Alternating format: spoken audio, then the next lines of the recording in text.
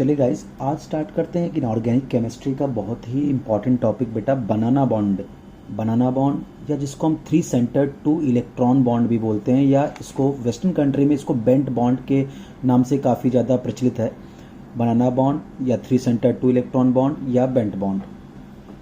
तो बात करते हैं बेटा कि कैसे बनाना बॉन्डिंग कैसे होती है, कहाँ होती है। मोस्टली अपन लोग इसको बोरान फैमिली के एलिमेंट में देते हैं, जैसे डाई बोरेन B2S6 में देखने का मौका मिलता है बनाना बॉन्ड बोरान फैमिली में। ऑर्गेनिक में देखोगे तो साइक्लोप्रोपेन में बनाना बॉन्डिंग का कंसेप्ट आता है। तो नॉर्मली आता है कि जैसे बोरान है, जो डाई बोरेन है बेटा, ये बनाना बॉन्डिंग करता है। बोरान का ही कंपाउंड जो BF3 है, जैसे मैं बात करूँ, ये जो BF3 क्यों बोरेन में बनाना बॉन्डिंग हुई अभी मैं समझाऊंगा। जैसे BF3 है बेटा, जरा आप समझो, बोरान फ्लोरीन फ्लोरीन फ्लोरीन, ये डाइमराइज क्यों नहीं हुआ। जैसे BH3 जो है ना, बोरेन है, ये स्टेबलाइज क्योंकि इलेक्ट्रॉन डेफिशिएंट मॉलिक्यूल है। जरा समझिएगा, बोरान के पास 2 2 4 2 6, इसके पास 6 इलेक्ट्रॉन है, यानी इलेक्ट्रॉन डेफिशिएंट मॉलिक्यूल है। तो अपने आप को स्टेबलाइज करने के लिए बोरेन क्या करता है, डाइमराइज करता है और B2H6 बनाता है डाई बोरेन, जहां पे हम बनाना बॉन्डिंग का कंसेप्ट देखते हैं। ठीक है, लेकिन BF3 भी आप देखो तो बोरान के पास यहाँ 6 इलेक्ट्रॉन है, ये भी इलेक्ट्रॉन डेफिशिएंट कंपाउंड है। फिर ये B2F6 में क्यों नहीं जा रहा है, ये क्यों डाइमराइज नहीं कर रहा है, बनाना बॉन्डिंग नहीं कर रहा है। B2H6 कर रहा है पर ये नहीं कर रहा, BF3 क्यों नहीं कर रहा है भाई। BH3 में भी बोरान में 6 इलेक्ट्रॉन, BF3 में भी 6 इलेक्ट्रॉन, तो बनाना बॉन्डिंग बोरेन में हो रही है, B2H6 banana die borane, but ये नहीं कर रहा है बोरान बनाना बॉन्डिंग। तो रीज़न क्या है बेटा, यहाँ पे BF3 वगैरह केस में, BCl3 वगैरह केस में क्या होता है, आप पता है बोरान के पास एक वैकेंट ऑर्बिटल होता है, 2p वैकेंट ऑर्बिटल है, और इनके पास क्या होता है, लोन पेयर होता है हैलोजन के पास। तो ये लोन पेयर इस वैकेंट ऑर्बिटल के साथ कॉन्जुगेशन में होते हैं, जिनको हम बैक बॉन्डिंग बोलते हैं। तो यहाँ ये सब बैक बॉन्डिंग से, BF3 बैक बॉन्डिंग से स्टेबलाइज हो जा रहा है। ठीक है, और AlCl3 की बात करो, अगर आप AlCl3 के बारे में जानते हो तो आपको पता है कि जो AlCl3 होता है, एल्यूमिनियम एल्यूमिनियम एल्यूमिनियम, ये भी देखिए इलेक्ट्रॉन डिफिशिएंट कंपाउंड है, एल्यूमिनियम के पास 6 इलेक्ट्रॉन। तो ये स्टेबलाइज होने के लिए क्या करता है बेटा, ये स्टेबलाइज होने के लिए कोऑर्डिनेट बॉन्डिंग करता है, कुछ ऐसा डाइमराइज हो जाता है ये। ठीक है, Al2Cl6 के फॉर्म में एग्जिस्ट करता है, यहाँ भी बनाना बॉन्डिंग नहीं होती, यहाँ ये डाइमराइज कर गया, नॉर्मल कोऑर्डिनेट बॉन्डिंग होती है। बट प्रॉब्लम यहाँ पे क्या है, बोरेन के केस में क्या है, ना तो इसके पास क्या है, लोन पेयर है कि ये बैक बॉन्डिंग कर पाए भाई। अगर हाइड्रोजन के पास लोन पेयर होता तो ये आप इसके वैकेंट ऑर्बिटल में डाल देता, जिससे इसकी इलेक्ट्रॉन डेफिशिएंसी खत्म हो जाती। तो बैक बॉन्डिंग तो कर नहीं सकता, और कोऑर्डिनेट बॉन्ड भी हाइड्रोजन नहीं बना सकता यहाँ पे, इसीलिए यहाँ पे बनाना बॉन्डिंग का कंसेप्ट आता है, इसलिए यहाँ पे बनाना बॉन्डिंग कंसेप्ट आता है। तो अब देखिए कहाँ से ओरिजिन हुई, जरा पहले मैं ये समझाता हूँ। जैसे देखिए, सबसे पहले आप लेते हैं भाई, इसका कंपैरिजन करते हैं C2H6 और B2H6, सेम टाइप के कंपाउंड दिख रहे हैं आपको। अगर मैं C2H6 में वैलेंस इलेक्ट्रॉन को निकालूं तो कार्बन के पास वैलेंस इलेक्ट्रॉन कितने हो गए, कार्बन के पास वैलेंस इलेक्ट्रॉन हो गए बेटा 4। तो 2 × 4 प्लस 6 × 1, हाइड्रोजन के पास वैलेंस इलेक्ट्रॉन ये है, तो ये कितने हो गए बेटा 8 और 6 14 electron. Total valence electron C2H6 में कितने हैं, 14 इलेक्ट्रॉन। B2H6 की बात करो जरा, बोरान के पास 3 वैलेंस इलेक्ट्रॉन होते हैं, 2 × 3 प्लस 6 × 1, तो कितना हो गया 3 2 6 और 6 12 वैलेंस इलेक्ट्रॉन। तो चलिए जरा मैं अगर C2H6 का आपको स्ट्रक्चर बना के दिखाऊं, देखिए कार्बन कार्बन 4 वैलेंस इलेक्ट्रॉन, 1 2 3 4, इस कार्बन के पास भी 4 वैलेंस इलेक्ट्रॉन, 1 2 3 4, 6 हाइड्रोजन है, एक हाइड्रोजन 1 इलेक्ट्रॉन, एक हाइड्रोजन 1 इलेक्ट्रॉन, एक हाइड्रोजन 1 इलेक्ट्रॉन, एक हाइड्रोजन 1 इलेक्ट्रॉन। तो ये देखिए सिंगल सिंगल बॉन्ड बना लेंगे, ये देखिए ये देखिए, और ये एक एक इलेक्ट्रॉन से कार्बन कार्बन बॉन्ड बना लेगा। सारे इलेक्ट्रॉन आपको दिख रहे हैं, यहाँ आपको क्या दिख रहा है, 6CH बॉन्ड दिख रहे हैं, जो नॉर्मल कोवेलेंट बॉन्ड है, जिसमें कार्बन sp3 हाइब्रिड है और हाइड्रोजन 1s, sp3 और 1s के ओवरलैप से बना हुआ बॉन्ड है, 6CH बॉन्ड। एंड 1 आपको CC बॉन्ड दिख रहा है, 1 आपको CC बॉन्ड दिख रहा है बेटा, जो sp3 ओवरलैप से बना हुआ है। ठीक है, जरा B2H6 में देखिए 12 वैलेंस इलेक्ट्रॉन है, आप 2 बोरान बनाइए, तो तभी आपको समझ में आएगा ना कि बनाना बॉन्डिंग की रिक्वायरमेंट क्यों पड़ी, प्रॉब्लम क्या है। तो अब देखिए 2 बोरान है आपके पास, दोनों बोरान के पास 3 3 वैलेंस इलेक्ट्रॉन है, देखिए हमने बना लिया 3 3 वैलेंस इलेक्ट्रॉन। और हर हाइड्रोजन के पास एक वैलेंस इलेक्ट्रॉन है। बहुत ध्यान से देखिएगा तो अभी आपको समझ में आ जाएगा कि रिक्वायरमेंट क्यों पड़ रही है बनाना बॉन्डिंग की। ये देखिए,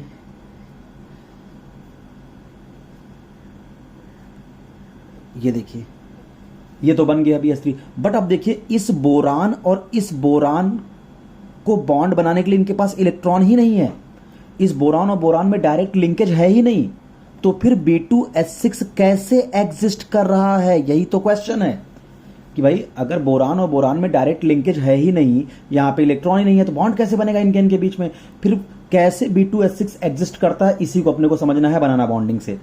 कैसे ये B2H6 फिर एग्जिस्ट कर रहा है? भाई C2H6 क्यों एग्जिस्ट किया आपको बहुत अच्छे समझ में आया, बट B2H6 क्यों एग्जिस्ट किया ये आपको समझ में नहीं आ रहा। भाई बोरान और बोरान के बीच डायरेक्ट लिंकेज ही नहीं है, तो कैसे B2H6 एग्जिस्ट कर रहा है? इस चीज को बेटा जो समझाया था ना, एक साइंटिस्ट थे क्रिस्टोफर लॉन्गिट्यूड हैगिन्स। ये बेटा विंचेस्टर कॉलेज में अंडर ग्रेजुएट स्टूडेंट था। उसने इस बनाना बॉन्डिंग को प्रपोज किया था। सोचो जब वो अंडर ग्रेजुएट कर रहा था, BSc कर रहा था, तब उसने बनाना बॉन्डिंग को प्रपोज किया था, बेंड बॉन्डिंग को प्रपोज किया था। एक अंडर ग्रेजुएट स्टूडेंट, 12th पास student, Christopher longitudinal हैगिन्स Winchester college का स्टूडेंट था। उसने बनाना बॉन्डिंग को प्रपोज किया था कि कैसे B2H6 बनता है। तो आगे बढ़ते हैं। इतनी बात आपको समझ में आ गई कि भाई डायरेक्ट कनेक्शन है नहीं बोरान बोरान में, तो B2H6 एग्जिस्ट कैसे कर रहा है। तो चलो सबसे पहले इसका समझते हैं बेटा क्या थ्योरेटिकल अप्रोच। अगर मैं बोलूं कि उसने क्या स्ट्रक्चर प्रपोज किया था क्रिस्टोफर लॉन्गिट्यूडनल हैगिन्स ने B2H6 का, कुछ ऐसा स्ट्रक्चर था बेटा।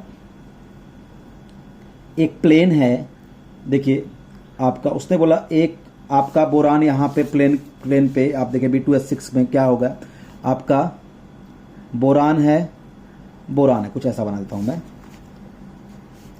B2H6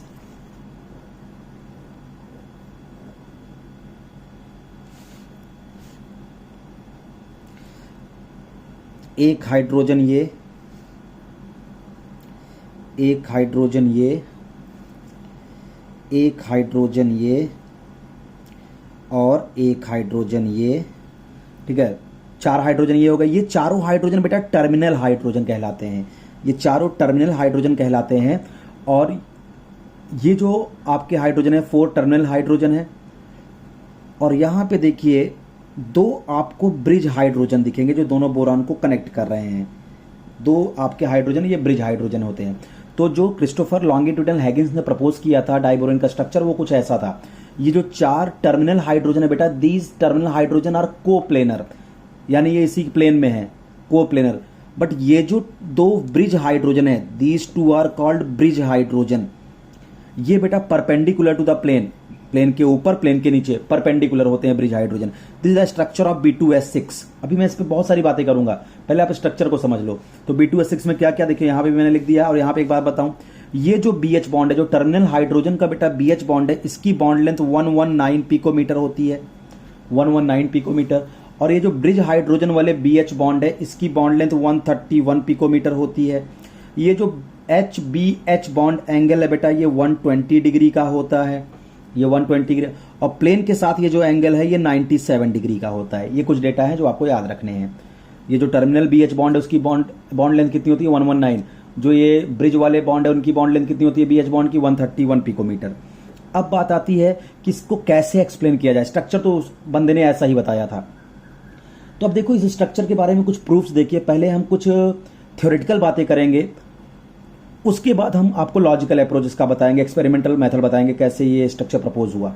तो देखिए सबसे पहले एक टेक्निक आती है बेटा, इलेक्ट्रॉन डिफ्रैक्शन टेक्निक। ये जो इलेक्ट्रॉन डिफ्रैक्शन टेक्निक से ही स्ट्रक्चर उसने प्रपोज किया था, इलेक्ट्रॉन डिफ्रैक्शन टेक्निक से स्ट्रक्चर बताया था। तो अगर मैं इसका थ्योरेटिकल आपको कुछ अप्रोच बताऊं, इसके बारे में कुछ डेटाज दूं, थ्योरेटिकल डेटाज इस स्ट्रक्चर के बारे में, जो इसको बोलते हैं हाँ ये स्ट्रक्चर सही है। जैसे जब हम अगर स्पेसिफिक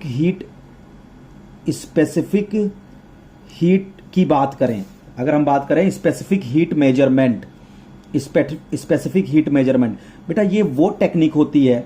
जैसे स्पेसिफिक हीट मेजरमेंट ये बताती है कि जो C2H6 का जो कार्बन कार्बन बॉन्ड है ये रोटेट कर सकता है, ये रोटेट कर सकता है आपस में। यानी ये बॉन्ड ऐसे ऐसे ऐसे ऐसे, एक बॉन्ड को फिक्स करो दूसरे को ऐसे आप 360 घुमा सकते हो, ठीक है। तो स्पेसिफिक हीट मेजरमेंट ये बताता है कि जो C2H6 में जो कार्बन कार्बन बॉन्ड है ये रोटेट कर सकता है।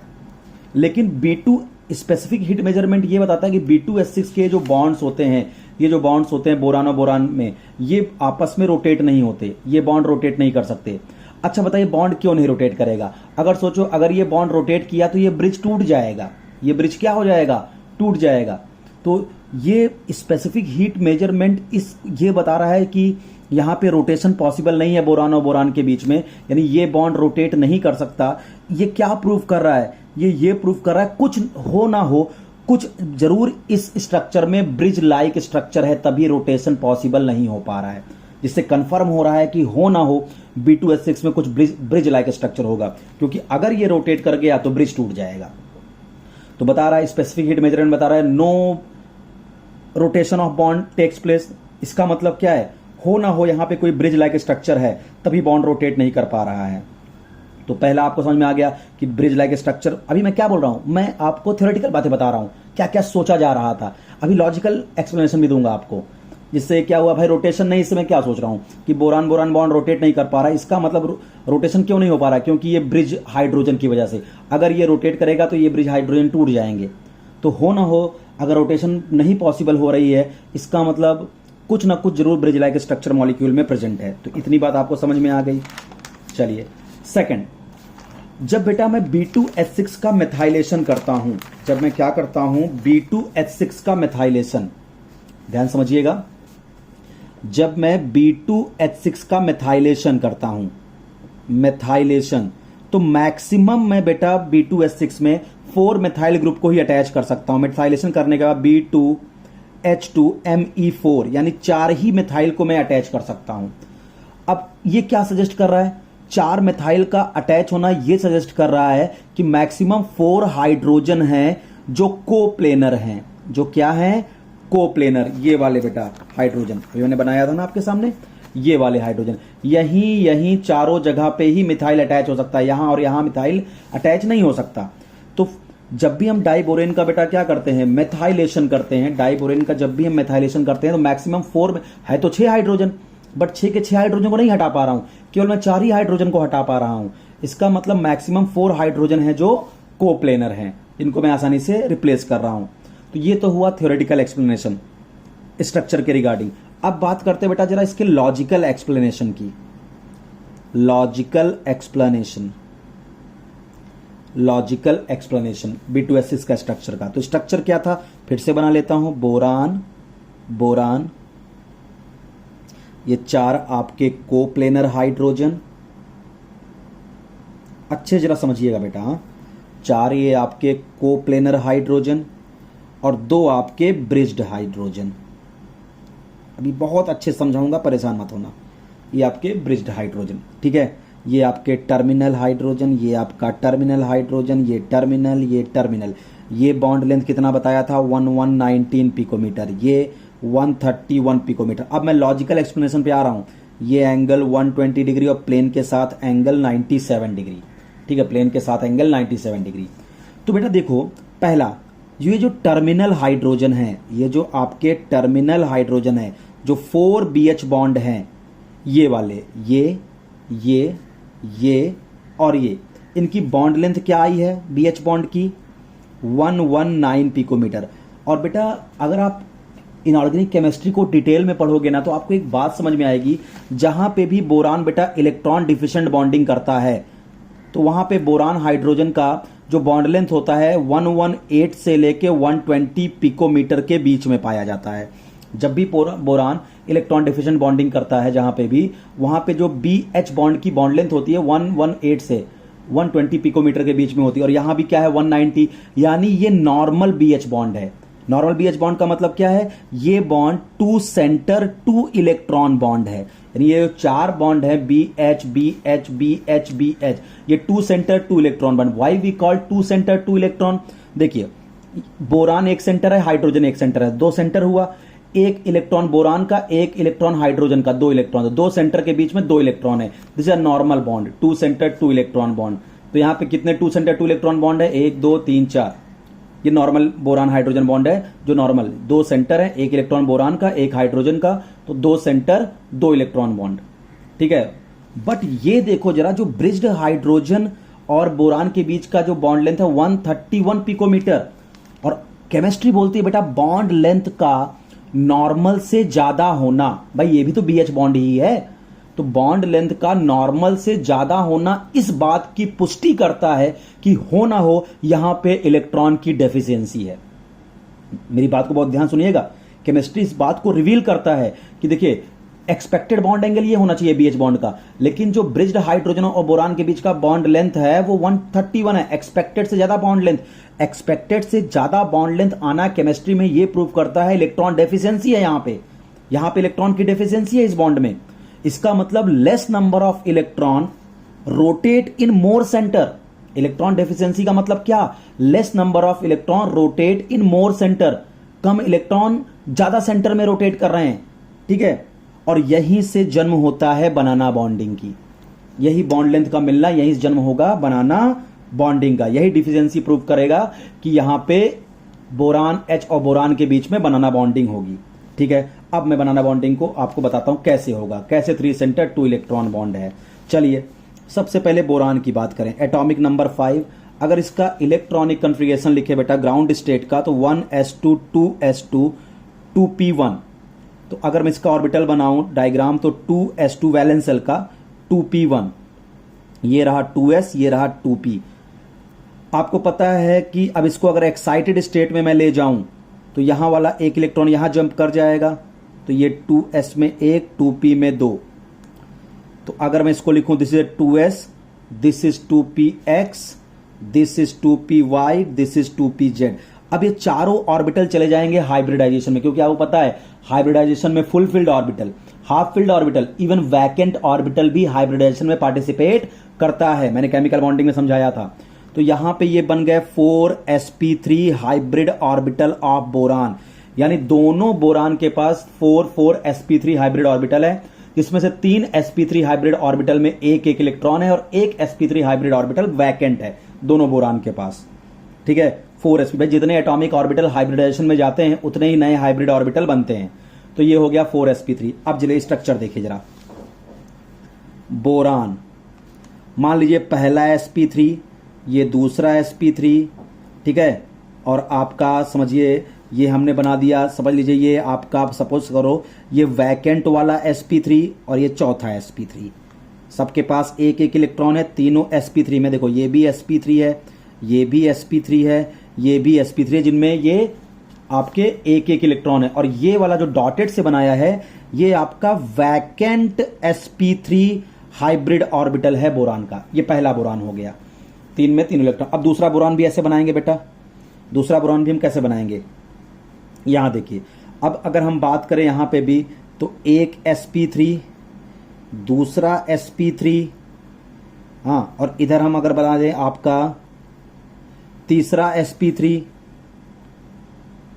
यहां पे आप देखिए, यहां पे अगर हम बना दें क्या, तीसरा sp3, ये ऐसा कुछ, तीसरा sp3, और यहां पे आपका चौथा sp3। ध्यान दीजिएगा, चौथा sp3 आप कैसे ही बना सकते हो, तो एक sp3 2 sp3। चलो इसको ये वाला नॉर्मल कर देता हूं और ये वाला डॉटेड कर देता हूं, ठीक है। ये वाला डॉटेड यानी ये वो वाले हैं जिनमें एक एक इलेक्ट्रॉन है, और ये वाला जो है वो वैकेंट sp3 है, वैकेंट sp3। मैं नोट्स में देखिए यहाँ पे आपको बना के दिखाया है कि यहाँ पे देखिए एक वैकेंट है, 3 में क्या है भरे हुए हैं और एक एक ऑर्बिटल वैकेंट है। चलिए अब देखो आप, ये वैकेंट है, यहाँ इलेक्ट्रॉन नहीं है बोरान का, यहाँ पे एक इलेक्ट्रॉन है। अच्छा बेटा अब इसके साथ क्या करेगा, हाइड्रोजन बॉन्ड बनाएगा। अब देखो ये तो क्या हुआ, 1s of hydrogen, 1s of hydrogen, यहाँ भी 1s of hydrogen, 1s of, ये तो टर्मिनल हाइड्रोजन वाले सीन हो गए, ये तो टर्मिनल हाइड्रोजन वाले सीन हो गए। sp3 1s overlap, sp3 1s, sp3 1s, sp3। अब जरा इन दोनों को देखो, ब्रिज वाले हाइड्रोजन की बात करो। अब यहाँ पे हाइड्रोजन के पास एक इलेक्ट्रॉन होता है, तो क्या होगा बेटा, ये sp3 है जिनमें एक इलेक्ट्रॉन है। अब हाइड्रोजन इसके साथ ओवरलैप करेगा कुछ ऐसा, ठीक है। और यहां पे भी देखिए एक इलेक्ट्रॉन है, यहां से भी हाइड्रोजन इसके साथ ओवरलैप करेगा कुछ ऐसा। तो आप देखो जरा, ये हाइड्रोजन हुआ, ये हाइड्रोजन हुआ, ये आपका क्या हुआ sp3, ये वैकेंट sp3। अब आप देखिए इस ऑर्बिटल और हाइड्रोजन, यहां पे देखिए बोरान, हाइड्रोजन और बोरान, 3 सेंटर हैं, लेकिन इलेक्ट्रॉन कितने हैं यहाँ पे, 2। 3 सेंटर के बीच में 2 इलेक्ट्रॉन क्या कर रहे हैं, दो इलेक्ट्रॉन क्या कर रहे हैं बेटा, रोटेट कर रहे हैं, इसीलिए इसको बोलते हैं 3 centre 2 electron bond. 3 centre 2 electron bond. यहां भी देखिए बोरान, हाइड्रोजन, बोरान, 3 सेंटर है, लेकिन कौन से, एक इलेक्ट्रॉन बोरान का और एक इलेक्ट्रॉन हाइड्रोजन का। ये क्या कर रहा है बेटा, रोटेट कर रहा है 3 सेंटर में। तो इस 3 सेंटर में 2 इलेक्ट्रॉन रोटेट कर रहे हैं, तो इसलिए बोलते हैं 3 सेंटर। अब यहां देखिए क्या था, 2 सेंटर। भाई यहां पे क्या है, ये टर्मिनल हाइड्रोजन है ना, यहां 2 सेंटर, एक इलेक्ट्रॉन देखिए बोरान का, एक इलेक्ट्रॉन हाइड्रोजन का, 2 ही centre 2 electron, no electron deficient bonding. 2 centre 2 electron bond, 2 centre 2 electron bond, 2 centre 2 electron bond, 2 centre 2 electron bond. But यहां पे 1 2 3 सेंटर 2 इलेक्ट्रॉन, सेंटर 3 है, इलेक्ट्रॉन 2 ही है, तो हुई ना इलेक्ट्रॉन डिफिशिएंट बॉन्डिंग। और इसी को बोलते हैं बेटा बनाना बॉन्डिंग या बेंट बॉन्डिंग। बनाना बॉन्डिंग या बेंट बॉन्डिंग। समझ में आया। हर बोरान के पास एक sp3 वैकेंट है और एक sp3 भरा हुआ है। sp3 जो भरा हुआ है उसके साथ हाइड्रोजन इस वैकेंट ऑर्बिटल में भी अपने इलेक्ट्रॉन को रोटेट कराता रहता है, इसलिए इसको बोलते हैं 3 सेंटर 2 इलेक्ट्रॉन बॉन्ड। इतनी बातें समझ में आई। बनाना बॉन्डिंग क्यों बोलते, जरा इसको भी समझ लो। देखो ये बोरान, ये बोरान, ये तो आपके टर्मिनल हाइड्रोजन वाले 2 सेंटर 2 इलेक्ट्रॉन बॉन्ड है, ठीक है। अब चलो, आपको पता है कि एक बोरान के पास इलेक्ट्रॉन कहां पे होगा, sp3 में। इस बोरान के पास भी एक इलेक्ट्रॉन कहां होगा, sp3 में, ठीक है। और हाइड्रोजन के पास भी क्या होंगे, एक इलेक्ट्रॉन। हाइड्रोजन के पास भी क्या होंगे, एक इलेक्ट्रॉन। इनके पास भी क्या होगा बेटा, इनके पास भी एक होगा वैकेंट ऑर्बिटल और इनके पास भी एक होगा वैकेंट ऑर्बिटल। तो क्या होगा, ये 2 इलेक्ट्रॉन कुछ ऐसा, ये देखिए 2 इलेक्ट्रॉन 3 सेंटर में रोटेट करेंगे। यहां भी देखिए ये 2 इलेक्ट्रॉन इस 3 सेंटर में रोटेट करेंगे। तो कुछ आप देखो बनाना लाइक स्ट्रक्चर नहीं बन रहा है, इसलिए इसको बनाना बॉन्डिंग बोलते हैं। बनाना बॉन्डिंग समझ में आया। 3 सेंटर 2 इलेक्ट्रॉन बॉन्ड कैसे होता है। अच्छा, अब जरा सा इसको ऑर्गेनिक केमिस्ट्री में भी एक्सप्लेन कर देते हैं। साइक्लोप्रोपेन में कैसे बनाना बॉन्डिंग होती है। साइक्लोप्रोपेन, साइक्लोप्रोपेन देखिए, साइक्लोप्रोपेन का स्ट्रक्चर कुछ ऐसा है।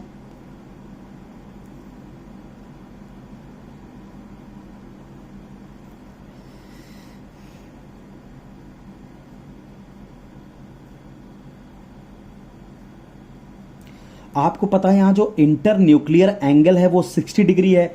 बहुत ज्यादा एंगल स्ट्रेन है साइक्लोप्रोपेन में, यानी ये रिंग में बहुत ज्यादा स्ट्रेन है, ठीक है। ये रिंग खुलना चाहती है बहुत जल्दी, हाई एंगल स्ट्रेन है। अगर मैं साइक्लोप्रोपेन में एंगल स्ट्रेन की वैल्यू बताऊं, एंगल स्ट्रेन काफी ज्यादा है, इसलिए हाईली अनस्टेबल मॉलिक्यूल है ये।